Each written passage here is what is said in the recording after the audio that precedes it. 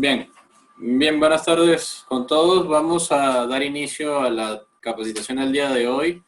En el ciclo que estamos llevando a cabo de situación, poblaciones especiales, el día de hoy correspondería a conversar un poco sobre la atención o las características de la atención de la gestante politraumatizada. Mi nombre es Willy Neumann, soy cirujano general, soy cirujano de trauma y emergencias. Y pues entonces el día de hoy vamos a desarrollar este tema en la siguiente agenda. Primero vamos a introducir el tema, luego vamos a conversar un poco sobre a quién tratamos, cuáles son las características de la gestante y los cambios anatómicos y fisiológicos que ocurren en este periodo de la vida. Vamos a hablar sobre las características peculiares de la valoración inicial, algunas complicaciones obstétricas de los traumatismos o del trauma. Cabe acotar que evidentemente pues nosotros desde la Escuela de Emergencia no buscamos dar un enfoque tan detallado desde el punto de vista de la especialidad de obstetricia, ¿no? Sino que más bien vamos a dar la percepción de la atención de la emergencia. Finalmente vamos a dar algunas consideraciones para el manejo, cuáles serían algunos detalles que hay que tener presentes durante la atención multidisciplinaria de este tipo de pacientes y finalmente los puntos clave o las conclusiones del tema, ¿no? Entonces, en primer lugar, hay que hacer la acotación de que recordar de que el trauma en la actualidad sigue siendo la causa de muerte más frecuente de los pacientes jóvenes, ¿no? De los pacientes en edad productiva y sobre todas las cosas en lo que nos compete el día de hoy, de mujeres menores de 35 años. Entonces, la mayoría de los autores piensa que las mujeres embarazadas tienen un mayor riesgo a sufrir traumatismos debido a múltiples causas, ¿no?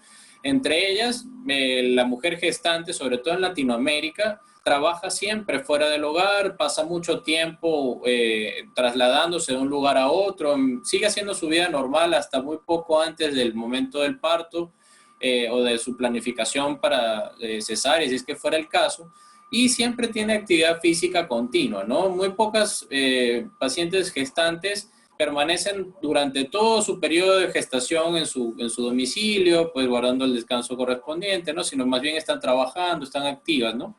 Entonces, esto la hace ya per se acreedores de un riesgo mayor de sufrir traumatismos, ¿no? Además de esto, el hecho de los cambios que sufre anatómicamente incrementan pues la posibilidad de sufrir tropiezos, cambia su centro de gravedad, cambia también su marcha o la forma en la que camina. Y además de esto también incrementa, disminuye la rapidez de sus reflejos, probablemente a los cambios hormonales, ¿no? Entonces, todos estos cambios pueden generarle a la paciente gestante pues un incremento del riesgo de sufrir traumatismos, ¿no? Además de todo lo relacionado con la dinámica de los vehículos y de la dinámica en general del trauma urbano al cual estamos expuestos diariamente, ¿no?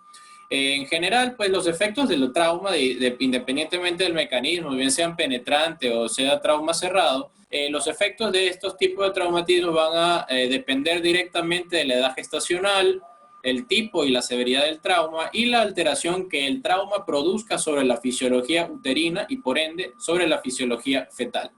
Entonces, de lo más importante que hay que resaltar en esta introducción es que el embarazo per se puede cambiar la forma en la cual se manifiesta el trauma en la paciente gestante. Es decir, podemos tener pacientes en las cuales clínicamente no se manifiesta tempranamente un estado de shock justamente por los cambios hemodinámicos que se suscitan durante el embarazo, ¿no? Entonces, importante que la valoración de la paciente gestante debe ser precoz y debe ser adecuada de todos los aspectos, lo cual vamos a detallar más adelante. De todo esto, también es necesario recalcar que el mejor tratamiento es multidisciplinario.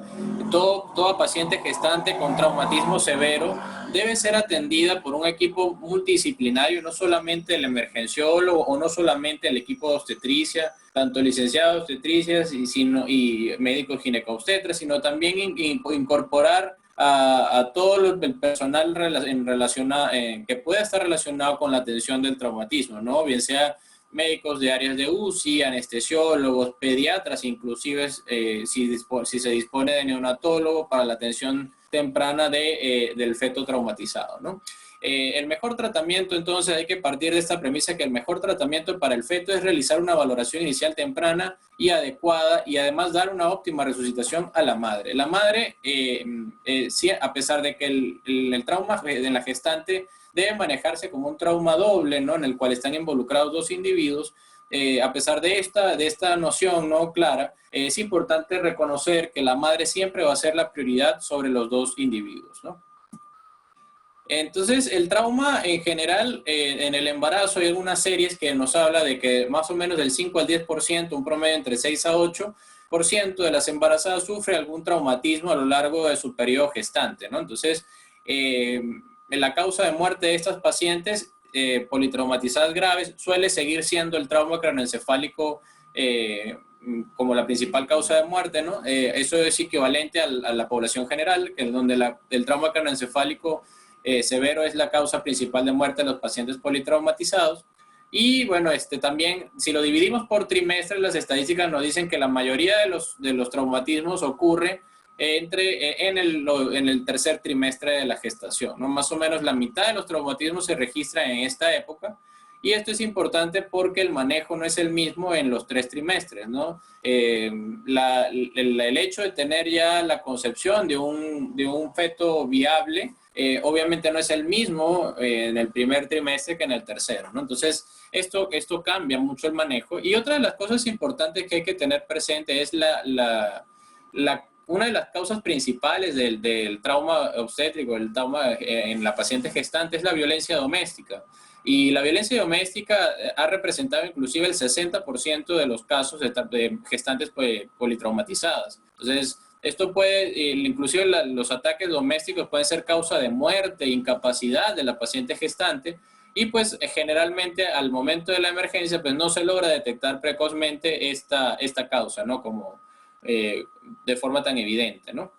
La violencia doméstica en general está asociada a una alta morbilidad, inclusive a muerte fetal, depresión, suicidio y todas las complicaciones asociadas secundarias a esta causa, ¿no? De traumatismo. Entonces, la mayoría inclusive hay un estudio que nos hicieron una cohorte de pacientes, estudiaron los casos de pacientes gestantes politraumatizadas y dieron con la estadística de que de 10 mujeres, 6 sufrieron alguna consecuencia grave, y la gran mayoría de las que fallecieron, del total de las pacientes estudiadas, la gran mayoría fueron asesinadas por sus maridos o por las parejas. Entonces, esto es una realidad grave que es necesario enfrentar, no solamente en nuestro país, sino también en Latinoamérica en general. Entonces, vamos a hablar de a quién vamos a tratar, ¿no? Entonces, fíjense que la paciente gestante tiene múltiples cambios fisiológicos que es necesario tener presentes para poder entender cómo abordar a la paciente al momento de la valoración inicial, ¿no?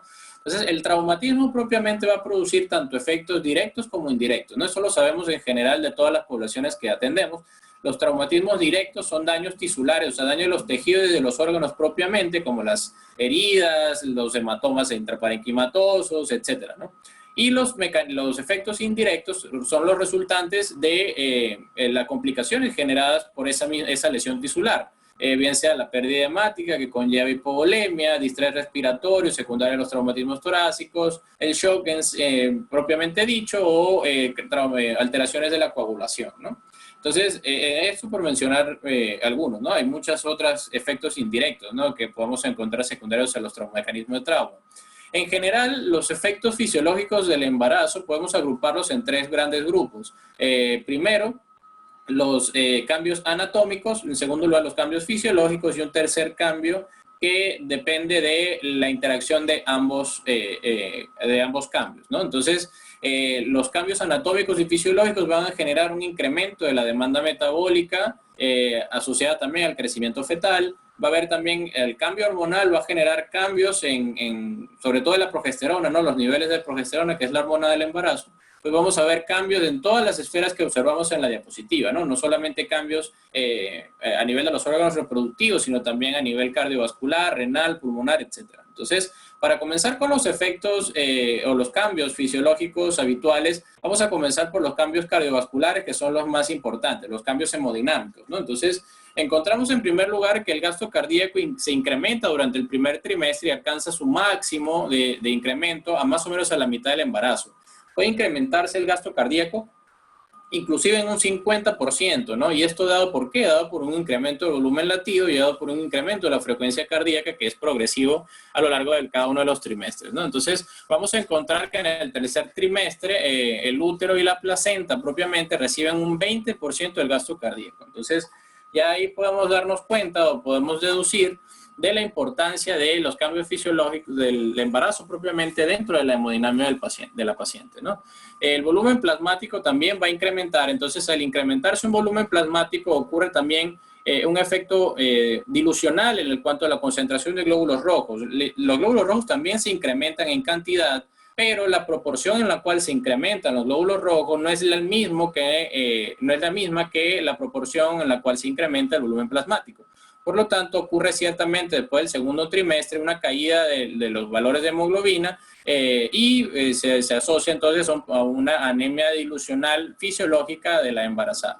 Entonces vamos a tener, además de esto, desde el punto de vista hemodinámico, podemos encontrar que puede haber también disminución de la presión arterial, sobre todo durante el segundo trimestre, y adicionalmente a esto vamos a entender que la presión arterial en el tercer trimestre vuelve a sus valores normales. Entonces, esto nos va a dar, nos puede indicar que al momento de valorar las funciones vitales, los signos vitales de la paciente, dependiendo de la edad gestacional, podemos encontrar variaciones habituales, ¿no? en estos valores. Entonces, esto es importante tenerlo presente para no interpretar de forma inadecuada los valores de presión arterial que podemos encontrar en la paciente gestante politraumatizada.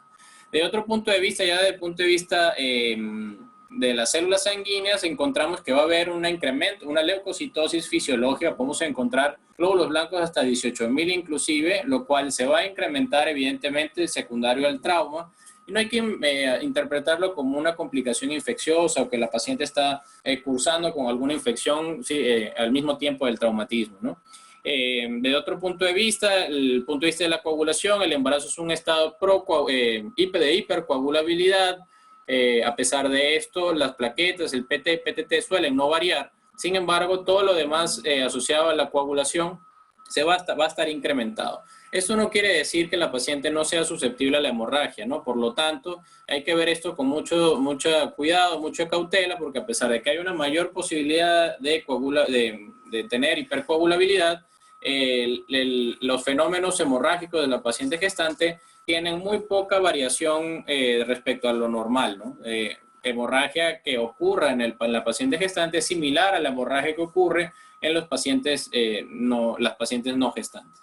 Desde el punto de vista pulmonar, vamos a encontrar que el desplazamiento cefálico de los órganos intraabdominales por el crecimiento uterino va a generar una alteración en el volumen, tanto en el volumen, en la capacidad residual funcional y en el volumen residual expiratorio de la paciente, ¿no? Entonces, vamos a tener que la paciente va a incrementar el consumo de oxígeno, va a incrementar también el volumen corriente de forma momentánea y además de esto va a ocurrir una predisposición dada por la fisiología a la hipoxia, ¿no? Vamos a tener una paciente que aparte de esto, al incrementar la frecuencia respiratoria, va a ocurrir una alteración, una disminución de la PCO2 a valores un poco inferiores a los límites normales. Entonces tenemos una paciente que desde el punto de vista respiratorio es más susceptible o más lábil a los cambios asociados a hipoxemia. Entonces, esto es importante tenerlo presente porque la ventilación de la paciente gestante es mucho más difícil, más complicada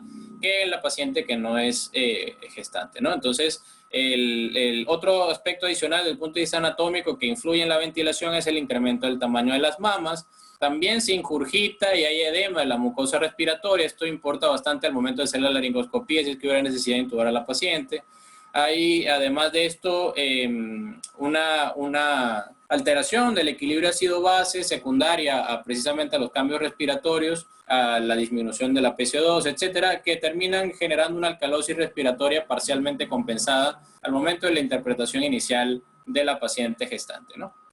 Del punto de vista ventilatorio, entonces recordamos que la paciente es mucho más susceptible o es menos tolerante a los periodos de apnea y sobre todo a los periodos de hipoxia. Desde el punto de vista renal, hay como toda la volemia se incrementa, hay un incremento también del flujo plasmático renal, digamos un 30%, y además también hay un incremento de la velocidad de filtración glomerular, y esto va a traducir una disminución en los exámenes de laboratorio. Vamos a encontrar una disminución de los valores de BUN y creatinina de forma fisiológica.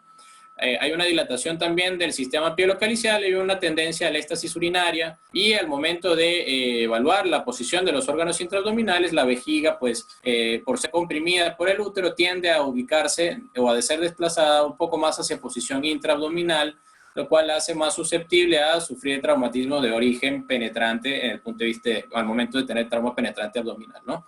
En lo que respecta a la parte digestiva, vamos a tener pues un incremento de la presión gástrica, y esto hace que la paciente sea más susceptible a broncoaspirar. Hay un retardo también consecutivo del vaciamiento gástrico. Entonces, si hay un incremento de la presión gástrica y además de esto hay un retraso en el vaciamiento gástrico, vamos a tener una mayor cantidad de contenido gástrico durante un mayor tiempo. Entonces, la paciente gestante debe tratarse como estómago lleno hasta demostrar lo contrario. Y esto pues nos debe conllevar a pensar que podemos requerir el uso tal vez precoz de una sonda nasogástrica para descomprimir o para evitar o disminuir el riesgo de aspiración, ¿no? Desde el punto de vista genital o ginecológico, el útero va a crecer evidentemente durante toda la gestación, y mientras mayor sea la semana de gestación, la ubicación del útero va a ser cada vez más intraabdominal. Entonces, eso igualmente es susceptible a sufrir traumatismos penetrantes abdominales por arma de fuego, arma blanca, etcétera. Y esto puede conllevar también un mayor riesgo de daño directo del feto. No es nada descabellado pensar que puede ocurrir una herida por arma de fuego en una paciente gestante. De hecho, he tenido la oportunidad de estar en varias cirugías de este tipo de pacientes. Y la verdad es que a pesar de que los genitales internos de las pacientes o del útero en general, el sistema útero-placentario, tiene una gran cantidad de mecanismos de defensa, no solamente barreras anatómicas, sino también cambios fisiológicos asociados a la hemodinamia y a los flujos sanguíneos, pues igualmente hay un riesgo incrementado de posibilidad de lesión de las estructuras fetales, ¿no?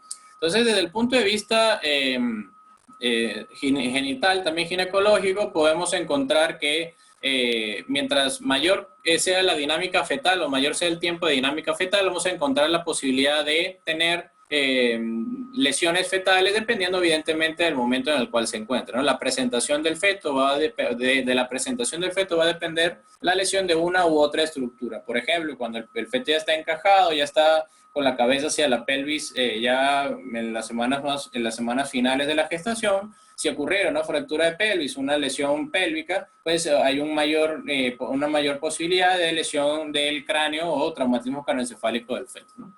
Además de esto, cualquier traumatismo uterino puede generar la posibilidad de embolia de líquido amniótico, que es una complicación fatal en las pacientes gestantes, que puede conllevar a coagulación intravascular diseminada y otras complicaciones adicionales ya pues, de mayor especialidad, ¿no?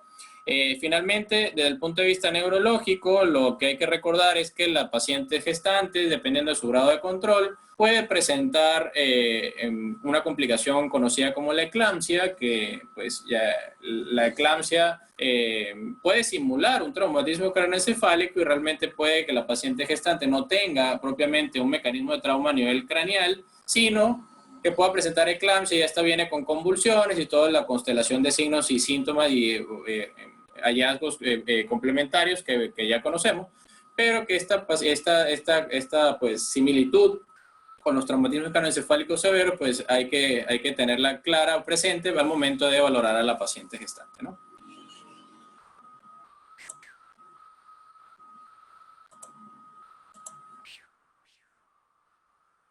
Bien. Entonces, en general, en resumen de todo lo anterior que he comentado, vamos a tener que la paciente gestante tiene cambios importantes en la distribución anatómica de los órganos, tanto pélvicos como intraabdominales. Todos los intestinos van a estar desplazados hacia arriba, por lo tanto, lesiones penetrantes o traumatismos cerrados, principalmente localizados en la región tóraco-abdominal, o en la región del ombligo hacia arriba, pues podemos encontrar una mayor posibilidad de lesión de estas estructuras huecas al momento de pues, valorar a la paciente mientras mayor edad gestacional tenga.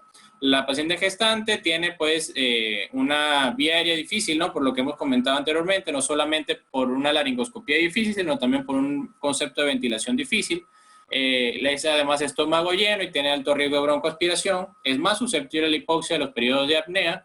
Tenemos también una mayor tolerancia a la pérdida hemática por el incremento de la volemia secundario al embarazo. Sin embargo, a pesar de que es más tolerante a la pérdida hemática, al momento pues de ya presentar signos de shock, eso quiere decir pues que ya los mecanismos fisiológicos de compensación se han perdido y ya por lo tanto tenemos ya una situación bastante grave, ¿no? Entonces apenas ocurre un signo de shock, quiere decir que el estado de la paciente es grave, ¿ok?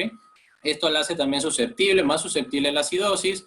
La perfusión uteroplacentaria es muy sensible a los cambios hemodinámicos maternos, por lo tanto el primero que va a sufrir al momento de tener shock es el feto. Y si pues la paciente no es reanimada de forma adecuada, como mencionamos al inicio, pues el feto va a ser quien sufre las consecuencias más importantes, ¿no?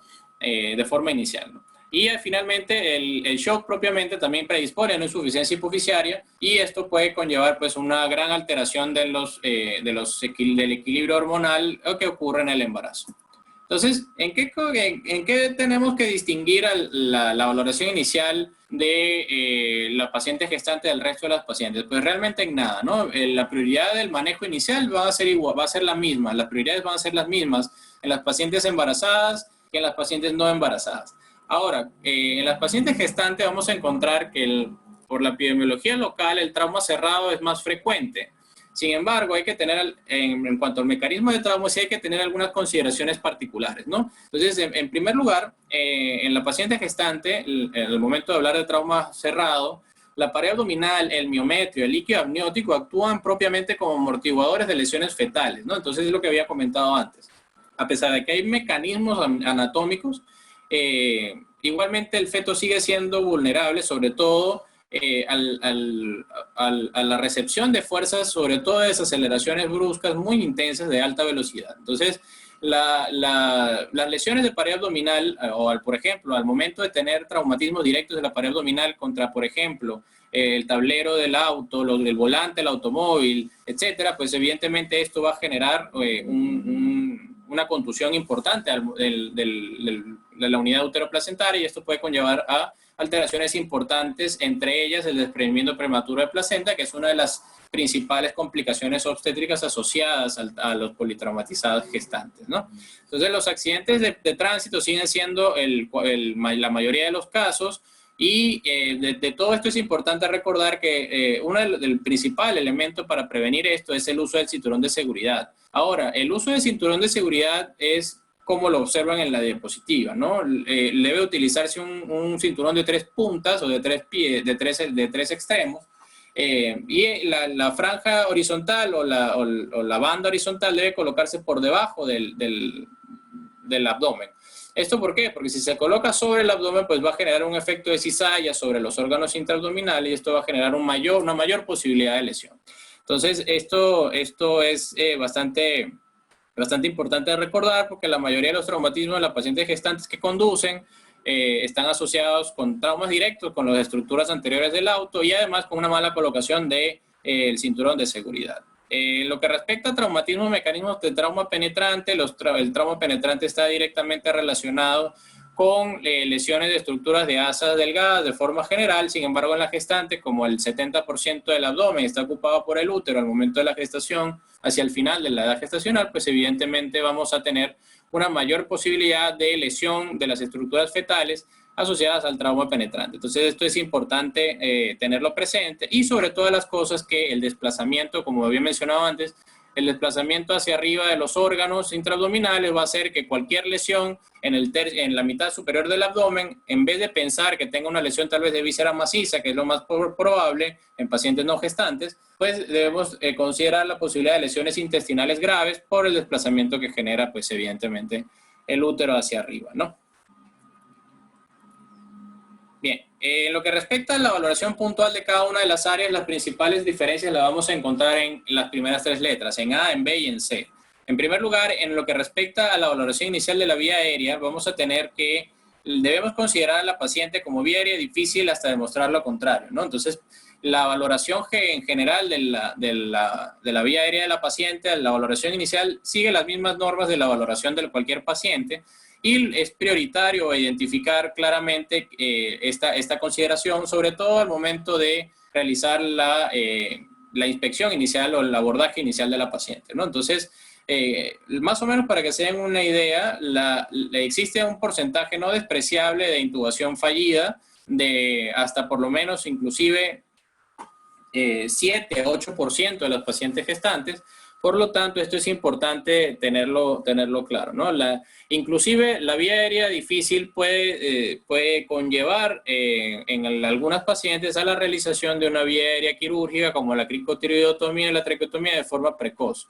Y además de esto, la crico y la tráqueo tienen un incremento de la complejidad, tiene una complejidad mayor, puesto que la paciente tiene un cuello más corto y además las mamas son prominentes y también suelen generar un tipo de limitación para la exposición adecuada de la porción anterior del cuello.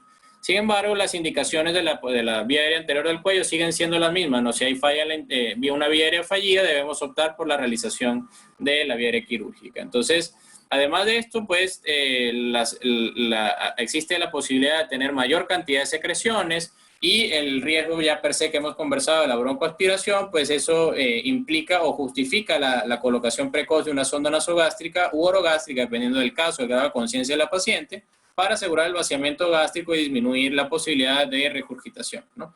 Existen también algunas consideraciones particulares. En algunos casos se propone el uso de dispositivos supraglóticos como alternativa para la intubación en los casos de vía aérea difícil, como siguen los reglamentos o los algoritmos de vía aérea difícil, ¿no? Pero pues importante hacer la acotación de que estos dispositivos supraglóticos deben ser de segunda generación. Es decir, deben idealmente contar con un tubo anexo a la morfología, como observan en pantalla, el dispositivo ProSeal, por ejemplo, que tiene un tubo posterior para la aspiración de contenido gástrico, o en todo caso otras máscaras más avanzadas como el Fast Track, que permite inclusive el abordaje de la vía aérea a través de ella para poder intubar a la paciente, ¿no? Entonces tienen que ser dispositivos avanzados o de segunda generación idealmente para poder garantizar pues un adecuado manejo de la vía aérea de la paciente. Recordamos que la máscara laringia no es un dispositivo que asegura la vía aérea, sin embargo es un dispositivo alternativo para el manejo de la vía aérea difícil. En lo que respecta a B, ya sabemos que incrementa la demanda de oxígeno, eso se refleja en las siglas VO2. La demanda de oxígeno se incrementa hasta en un 20 y 40%, evidentemente porque hay que sostener los valores de saturación de oxígeno sanguínea del feto, ¿no? Entonces el consumo va a estar incrementado, la demanda va a estar incrementada y por lo tanto una de las medidas iniciales que hay que tener presente es la utilización de oxígeno suplementario. Entre algunas literaturas nos refiere entre 10 a 12 litros por minuto, otros entre 10 a 15. En general, el punto es que partiendo de este hecho es necesario suplir el oxígeno a la paciente. Hablamos de trauma grave, ¿no? Evidentemente un trauma menor puede no requerir oxígeno de forma inicial, pero para ello es necesario descartar la severidad del traumatismo al principio de la valoración, ¿no? Esta es la importancia. Entonces, la elevación de los semidiafragmas hace que la capacidad ventilatoria, la capacidad pulmonar sea menor y además el hecho de tener una disminución de la expansibilidad pulmonar cambia anatómicamente también el lugar del sitio de inserción de los tubos de drenaje torácico. Hablamos de que pueden ocurrir inclusive un incremento o una elevación del diafragma de hasta 4 centímetros, por lo tanto, la colocación de los drenajes torácicos en los pacientes gestantes es más arriba del sitio donde pues normalmente lo realizamos, ¿no? Puede incrementarse inclusive entre 1 a 2 espacios. Además de esto, pues el hecho de tener una disminución de la capacidad pulmonar hace que la ventilación con dispositivo válvula bolsa máscara en las pacientes gestantes pues sea mucho más difícil de realizar, ¿no? Entonces, todos estos cambios respiratorios también se traducen desde el punto de vista del equilibrio ácido-base en la alcalosis respiratoria que había comentado anteriormente. Entonces, vamos a tener desde el punto de vista gasométrico que probablemente el pH vaya a incrementarse un poco, ligeramente, entre tal vez 740 a 745, podemos encontrar, o con tendencia más hacia esos valores, quiero decir, una PCO2 entonces va a estar por debajo de 35, generalmente entre 32 y 30.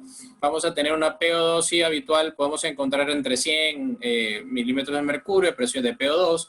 Lo más importante de esto es recordar que la interpretación de la gasometría arterial en los pacientes gestantes nos va a dar la información necesaria para identificar la presencia de shock oculto, sobre todo a través de la medición del lactato y déficit de base, que son los dos parámetros importantes que hay que tener presentes, ¿no? Entonces, vamos a hablar de C en este caso. Recordamos que la paciente gestante, dependiendo de la edad gestacional, a pesar de que tiene un gasto cardíaco incrementado, también puede tener momentos en la gestación con disminución de los valores de presión arterial y además incremento en la frecuencia cardíaca. Y en general, estos son signos clásicos de ¿quién? Del shock. Entonces, podemos interpretar que una paciente puede estar en shock y realmente, dependiendo de la gestación, de la edad gestacional, puede realmente no ser así. Entonces, hay que tener mucho cuidado. Así como también podemos encontrar pacientes que no tengan signos clínicos de shock, sin embargo, están en shock oculto. Entonces, la forma más adecuada de poder identificar a la paciente en shock es realizar la medición más precisa, que es la medición de gasometría arterial o venosa, porque vamos a medir es lactato y déficit de base. Entonces, ¿qué sucede también con la gestante? La gestante, por el tamaño y el peso uterino con el feto, pues ocluye la luz de la aorta y de la cava. Entonces, la vena cava inferior, al estar obstruida, pues evidentemente genera lo que se llama el síndrome de hipotensión supina, que no es otra cosa que la disminución del retorno venoso dada por la compresión de la vena cava inferior. Entonces, esto se logra corregir con dos estrategias que vamos a conversar más adelante, pues que básicamente lo que buscan es desplazar el útero hacia la izquierda para poder liberar pues la luz sobre todo de la vena cava inferior y permitir el retorno venoso y ganar inclusive hasta el 80% de reposición de la perfusión de los órganos del corazón, ¿no? Entonces, fíjense que ocurre entonces unos cambios hemodinámicos que vamos a ver en la siguiente gráfica. Fíjense cómo la paciente que no está embarazada tiene una volemia regular de 4 litros de sangre, ¿no? De forma convencional, y si esta paciente femenina en general tuviera un traumatismo, pudiera tener hasta una pérdida de 1000 cc, ¿no? Fíjense que no hay ninguna influencia de la hipervolemia fisiológica del embarazo. Entonces, en cambio, en la embarazada sí ocurre esto. Además de los 4 litros de sangre, al incrementarse el volumen plasmático, ocurre un estado de hipervolemia. Entonces, esto le da un amplio margen, un margen mayor para tolerar la hipovolemia, por lo tanto, tiene mayor cantidad de sangre para perder, y esto se manifiesta en una aparición más tardía del shock. Entonces, podemos encontrar que la paciente gestante recién pueda manifestar algún signo de shock cuando ya ha perdido una cantidad considerable de sangre. Entonces, esto es necesario estar atentos de esto, porque al momento de que ocurra este evento o este shift o este cambio de la volemia de la paciente, pues va a ocurrir un mayor compromiso fetal, ¿no? Entonces, cuando la paciente aún está en normovolemia, la unidad uteroplacentaria se mantiene íntegra y la función hemodinámica o las características hemodinámicas de la circulación fetal se mantienen. Sin embargo, cuando ya hay hipovolemia, existe un fenómeno de desviación del flujo sanguíneo del útero y la placenta al resto de los órganos, evidentemente, ¿no? El organismo tiene como identifica lo que comentamos al inicio de que la prioridad es mantener viva a la madre. Entonces, fisiológicamente el organismo deriva el flujo sanguíneo hacia los órganos vitales y pues el feto empieza a tener las complicaciones asociadas a la hipoperfusión de la unidad uteroplacentaria, ¿no? Entonces, como habíamos comentado, si existe sospecha bueno, dependiendo de la edad gestacional, si existe sospecha ya clínica de shock, lo ideal es siempre transportar a las pacientes en una tabla espinal, ¿no? Si es que requiere el traslado de la paciente, ¿no? Y sobre todas las cosas, desplazarla hacia la izquierda a unos 27 grados. Esto se llama cuña de reanimación de Cardiff. Esta es una estrategia que hasta hace no mucho estaba ampliamente distribuida. De hecho, los pacientes gestantes se trasladaban de esta forma, o se debían trasladar de esta forma. Sin embargo, pues con los cambios de algunas guías, sobre todo la guía americana de atención del paciente politraumatizado, pues se vio que había más posibilidad de riesgo de caídas durante el traslado, etcétera, ¿no? Entonces, se decidió sustituir la cuña de reanimación de Cardiff por el desplazamiento manual por un operador hacia la izquierda, por uno del personal que forma el equipo de trauma, pues desplace con la mano el útero hacia la izquierda para poder liberar o descomprimir la vena cava inferior. Entonces, de todas maneras, si está adecuadamente fijada la paciente, se puede realizar la cuña de reanimación de Cardiff sin ningún tipo de inconveniente. Y si no se cuentan con, hay unos dispositivos que son como unas especies de bloques en forma de triángulo que tienen la angulación de los 27 grados. Sin embargo, si no se cuenta con eso, pues aquí hay un ejemplo de una forma artesanal de hacerlo con un frasco de solución, ¿no? Entonces, otra de las cosas importantes para tener presente es la valoración ultrasonográfica de la paciente politraumatizada gestante, y partiendo de quién, del FAS. Entonces, en el FAS en la paciente gestante la técnica no difiere, es decir, no cambia. Técnicamente la forma de ubicar el transductor en el abdomen es la misma. Sin embargo, pudiera ocurrir que exista alguna diferencia un poco bastante sutil realmente de la ubicación de los espacios, tanto espacio hepatorrenal como esplenorenal, por justamente el desplazamiento cefálico de los órganos intraabdominales, ¿no? De todas maneras, como el hígado y el vaso son estructuras que permanecen fijas por múltiples medios de fijación, pues no debería variar mucho, al igual que el riñón, no debería variar mucho la ubicación. Sin embargo, puede haber alguna variación muy discreta, ¿no? Igualmente, dentro de la valoración ecográfica, pues valoramos las mismas 4 ventanas. Podemos realizar también un FAS extendido al tórax. Y una recomendación que se puede hacer en el caso de que el mismo emergenciólogo realice su eco, o que el eco esté presente en la emergencia, que es muy poco frecuente, pero en el primer mundo se hace así, es la valoración de una quinta ventana en el FAS, una quinta ventana ecográfica, para ubicar el foco cardíaco fetal. Entonces, una de las cosas prioritarias del manejo de la paciente politraumatizada es la identificación de la paciente gestante politraumatizada, es la identificación de la viabilidad fetal. Ese es uno de los pilares del manejo de la paciente, puesto que si el feto no está viable, la reanimación netamente se deriva a la atención de la madre, ¿no? Evidentemente. Entonces, si logramos identificar el foco cardíaco fetal, pues podemos tener ya evidentemente una información valiosa de este parámetro tan importante, ¿no? Entonces, fíjense que se ubica a la mitad entre el ombligo y la sínfisis del pubis, y en este punto podemos colocar el transductor y ubicar el foco cardíaco fetal y tratar de medirlo, ¿no? Evidentemente, al medirlo, nosotros, aquí hay un ejemplo de un paciente, de un feto, fíjense que tiene la forma del feto, y en el centro está la silueta cardíaca del corazón que no se mueve. Entonces, fíjense cómo la identificación del foco cardíaco fetal nos permite identificar la necesidad de optimizar la reanimación de la madre, o en todo caso derivar 100% la atención a salvaguardar la vida de la paciente, ¿no? Sobre la vida del feto. Entonces, el límite convencional para la frecuencia cardíaca fetal entre 120 y 160 latidos por minuto, y además a través de la medición del foco cardíaco fetal podemos identificar precozmente signos de sufrimiento fetal de forma general, ¿no? Evidentemente, el manejo de esta situación de la paciente y del feto es manejada finalmente por el personal especialista al respecto, ¿no? Pero nosotros, como valoración inicial, ya tenemos el diagnóstico, inclusive información muy valiosa para el ginecobstetra o el personal obstetriz, para poder ya progresar en la atención final de la paciente desde el punto de vista obstétrico, ¿no?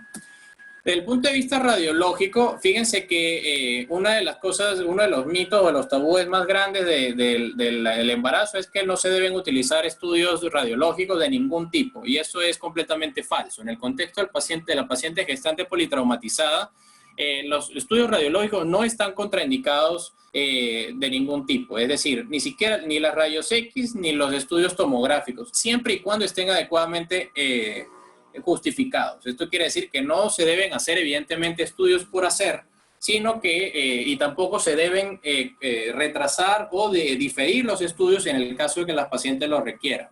Entonces, en esto tenemos que tener claro las indicaciones de cada uno de los tipos de estudio y recordar pues que dependiendo del área anatómica que se vaya a evaluar, pues la incidencia de la radiación va a variar. Entonces, existe también una creencia de que todas las tomografías generan un grado de radiación a nivel fetal, y esto es falso también. Entonces, en la medida en la que vamos evidentemente enfocando el sitio de radiación, pues la cantidad de radiación recibida va a ser mayor. La tomografía de cráneo, por ejemplo, la paciente gestante no implica mayor riesgo para el feto. La tomografía de tórax tiene una radiación muy baja o una cantidad de radiación muy baja, y eso lo vamos a ver en la siguiente tabla. Entonces, fíjense cómo el mayor grado de radiación que podemos encontrar es en la tomografía de abdomen, ¿no? Que podemos encontrar hasta 3000 milirrads. Pero fíjense que alguna literatura internacional nos indica que el riesgo de complicaciones asociadas a pues, efectos mutagénicos, problemas del desarrollo neurológico, etcétera, se encuentran a partir de los 5 a 10 rads, es decir, 5000 a 10.000 milirads. Entonces, una tomografía que da 3000 milirads, pues aún está lejos de entrar dentro de este valor límite o de valor tolerable para poder encontrar complicaciones asociadas a radiación. Entonces, fíjense que cuando haya necesidad de realizar estudios radiológicos, cuando la paciente se sospeche fractura de pelvis, cuando la paciente se sospeche de un traumatismo abdominal complicado con una lesión intraabdominal de vísceras macizas y requiere una tomografía, o alguna otra enfermedad no traumática que prele la vida en la que sea importante su diagnóstico para salvaguardar la vida de la paciente gestante, pues en estos casos de urgencia, pues están indicados los estudios radiológicos de todo tipo. Entonces, algunas cosas normales que vamos a encontrar en las rayos X es que, pues en las rayos X de tórax, por ejemplo, vamos a encontrar ya propiamente un cambio mediastinal, va a haber un ensanchamiento mediastínico esperable por los cambios anatómicos del embarazo, vamos a encontrar la elevación de los semidiafragmas, y las glándulas mamarias se van a interponer porque van a incrementar de tamaño. Y en las rayos X de pelvis podemos encontrar un ensanchamiento habitual de la sínfisis del pubis entre 4 a 8 milímetros, y también vamos a encontrar un incremento del espacio sacroilíaco. Entonces, esto no quiere decir que esté fracturada la articulación sacroilíaca, sino que pues por el incremento del tamaño fetal va a incrementarse también el diámetro de la pelvis, y las articulaciones pélvicas van a estar pues un poco separadas, ¿no? Y eso es algo fisiológico. Lo importante recordar también en cuanto a la radiología en el embarazo es que hay un mayor potencial teratogénico en las primeras semanas. Esto es evidente, ¿no? Entonces, en el caso del trauma severo y en el trauma grave, si la conducta va a cambiar con una rayos X o una tomografía, es necesario hacerla para poder asegurar la sobrevida de la paciente. Luego del periodo de organogénesis y ya más hacia el tercer trimestre, la posibilidad de daño o de alteraciones tanto del sistema nervioso central, crecimiento, disminuye muchísimo, sobre todo después de las 20 semanas. Entonces, el riesgo, algunos estudios lo dicen, lo ubican entre el 0 a 2% inclusive, pero como del punto de vista ético, la consideración de este tipo de estudios es bastante pues controversial. No se hacen estudios para verificar cuál es el real riesgo de los pacientes, las pacientes gestantes o de los fetos en cuanto a organogénesis o la presencia de malformaciones congénitas, ¿no? Entonces, recuerden que entonces las pacientes gestantes que tienen indicación, los estudios radiológicos pues se deben realizar. Entonces, ¿cuáles son las complicaciones obstétricas más frecuentes que vamos a encontrar asociadas al trauma, ¿no? En primer lugar, obviamente vamos a encontrar la mortalidad fetal, y la mortalidad fetal está relacionada con distintos aspectos, ¿no? En primer lugar, la más evidente, la muerte materna. Cuando hay también índices de trauma o múltiples áreas comprometidas, un SS mayor de 15 es un ejemplo, ¿no? Pero en general, cuando hay trauma severo con compromiso de múltiples áreas anatómicas de órganos y sistemas, hay un mayor riesgo de mortalidad fetal, así como cuando hay acidosis, hipoxemia, shock materno. Y bueno, cuando hay trauma directo de estructuras vitales fetales, también hay mayor riesgo de mortalidad, ¿no? Entonces, podemos agrupar las complicaciones en dos grupos principales. Primero, la complicación más grave, que es la muerte materna, y en segundo lugar, el trauma directo o el trauma uterino, que puede conllevar la aparición de otras lesiones como el abrupto de placenta o desprendimiento de placenta, que es la más importante y la más frecuente, ruptura uterina y lesiones directas sobre el feto, entre otras. Entonces, para comenzar por la más importante, el desplazamiento de placenta es una complicación que ocurre generalmente entre el 5 al 50% de los casos de pacientes que están destraumatizados, dependiendo de la gravedad del traumatismo, ¿no? Es la causa más común de muerte fetal en general y lo que ocurre básicamente es las propiedades físicas del tejido placentario. Al momento de ser traumatizado, pues el tejido placentario no es elástico, a diferencia del miometrio, que los tejidos uterinos, los demás tejidos uterinos que sí son elásticos. Entonces, el cambio de velocidad genera que ese plano de separación entre el útero y la placenta, que está altamente vascularizado, pues se rompa y puede ocurrir la pérdida, la exsanguinación rápida de la madre, ¿no? Entonces, este lecho vascular va creciendo, se va incrementando y dependiendo de la ubicación de la placenta, podemos tener entonces la evidencia o no de sangrado a través de los genitales. Entonces, el hecho de no tener sangrado genital no puede asegurar o no nos permite descartar la presencia de desprendimiento de placenta, ¿no? Entonces, generalmente los desprendimientos de placenta ocurren no de forma inmediata, sino a las 2 o 6 horas posteriores al traumatismo. Entonces, es importante que mantengamos siempre la observación de los signos sugestivos de desprendimiento de placenta.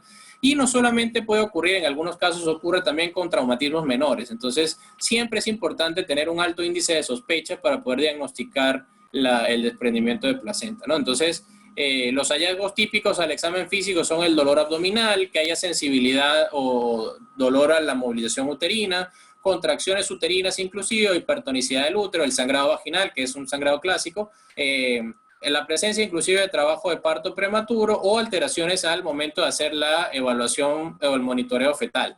Y ahí es donde es importante la evaluación precoz por el especialista en ginecobstetricia y el personal de enfermería asociado, ¿no?, a las obstetrices, ¿no?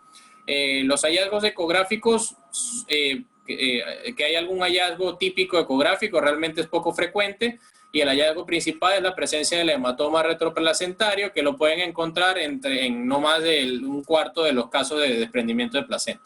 O sea, no es un signo que vamos a encontrar frecuentemente, ¿no? Entonces, lo importante de esto es la identificación temprana y que el tratamiento nunca debe retrasarse esperando la confirmación ecográfica, porque ya sabemos que la ecografía en estos casos no es tan confiable como pensamos. Entonces, el desprendimiento puede ser fatal para el feto, y una cesárea oportuna puede resultar en una tasa alta de supervivencia tanto de la madre como del feto, ¿no? Y después la atención del producto, pues de forma completa por el pediatra, el neonatólogo, etcétera, y en un área donde se pueda pues atender ya desde el punto de vista de la especialidad. Entonces, en lo que respecta al resto de las complicaciones obstétricas, ya hablamos de la ruptura placentaria, vamos a hablar de la ruptura uterina. La ruptura uterina postraumática es muy rara, es menor al 1%, es más frecuente evidentemente en traumatismos penetrantes y se evidencia generalmente en úteros ya operados, ¿no?, o ya lesionados.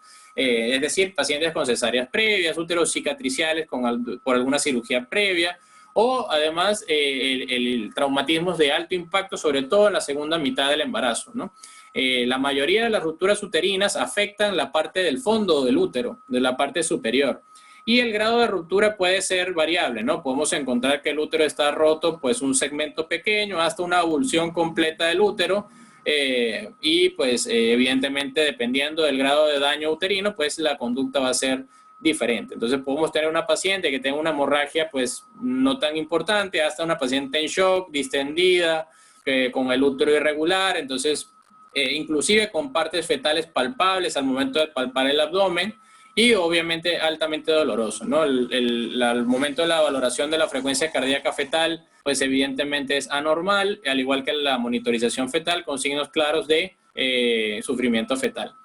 También podemos encontrar pacientes con trauma, con trabajo de parto prematuro y pues evidentemente son varios mecanismos, ¿no? Uno de los principales es el desprendimiento de placenta, justamente, que puede terminar en trabajo de parto prematuro. Podemos encontrar también que las lesiones uterinas extravasan sangre y la irritación producida por la sangre alrededor de la placenta y además alrededor del abdomen pues puede generar problemas asociados a contracciones previas o contracciones ya prematuras. Y además de esto, pues, si hay alguna lesión vascular de la placenta, la necrosis de la placenta también desencadena el trabajo de parto prematuro. Entonces, todo esto puede inestabilizar la estructura fetoplacentaria, producir mediadores inflamatorios y además de esto, los mediadores inflamatorios incrementan la contractilidad del miometrio y esto obviamente desencadena el trabajo de parto, ¿no?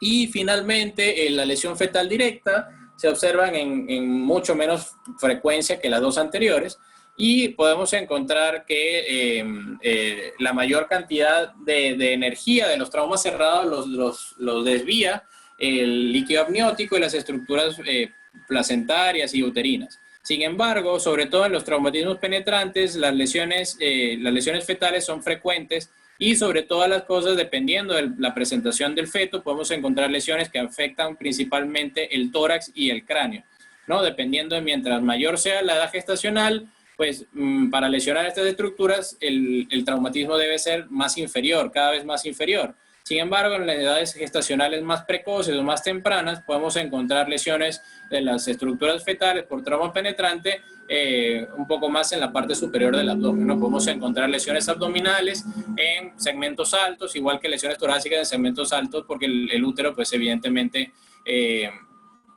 está en desarrollo y además el feto todavía la presentación, pues no es la presentación final previa al término del embarazo, ¿no? Entonces, las lesiones fetales son lesiones generalmente fatales, es decir, el feto tolera muy mal, muy poco tolera las lesiones anatómicas, por lo tanto, pues tienden a tener un alto porcentaje de mortalidad fetal.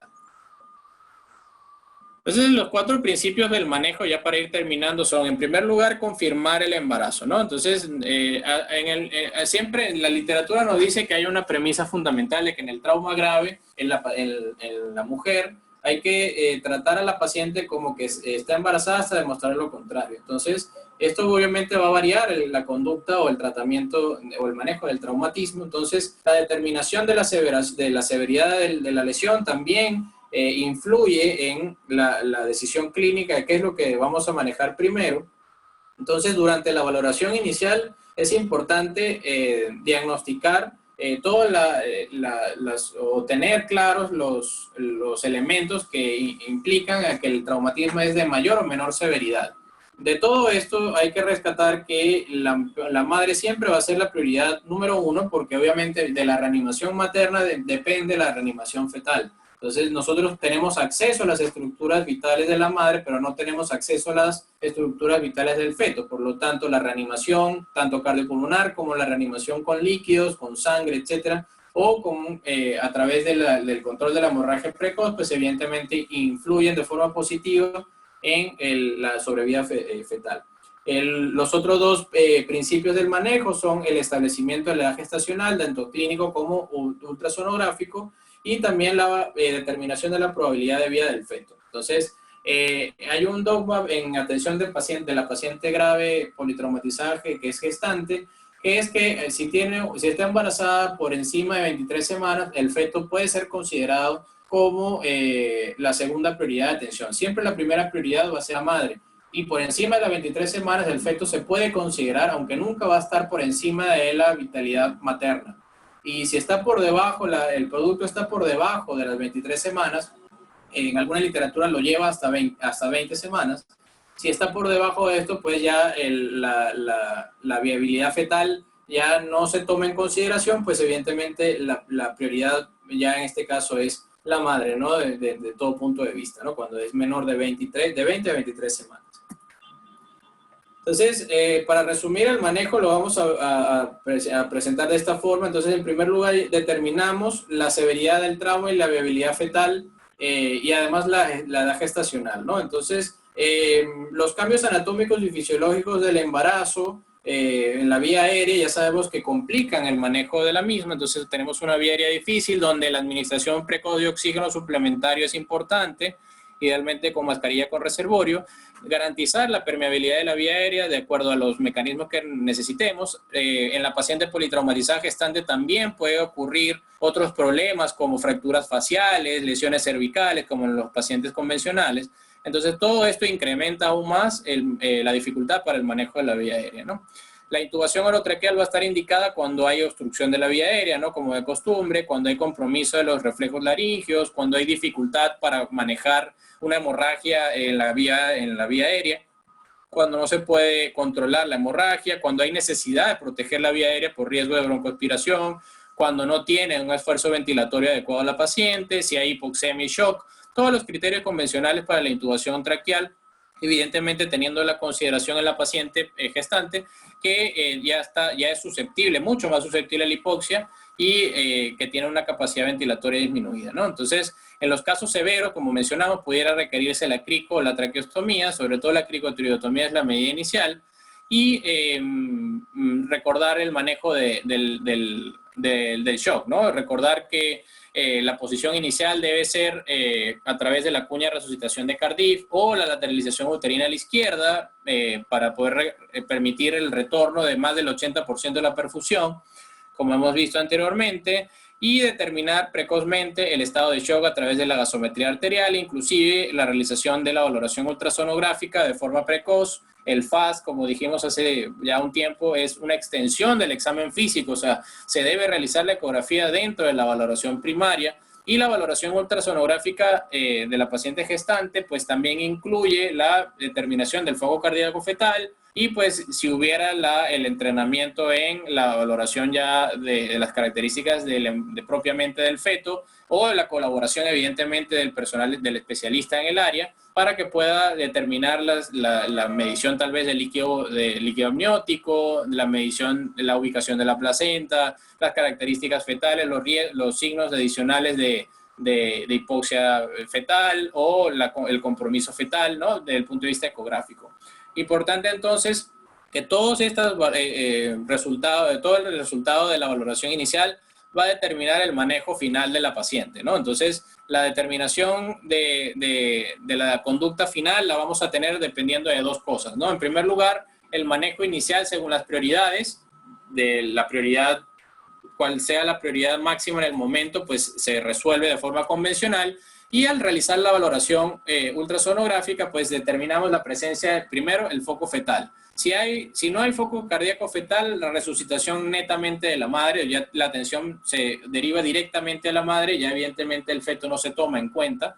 El foco fetal, si estuviera positivo, o sea, si estuviera presente, determinamos la edad gestacional. Si la edad gestacional es menor de 23 semanas, pues no se considera el embarazo, puede no considerarse el embarazo y se deriva la atención directamente a la atención materna.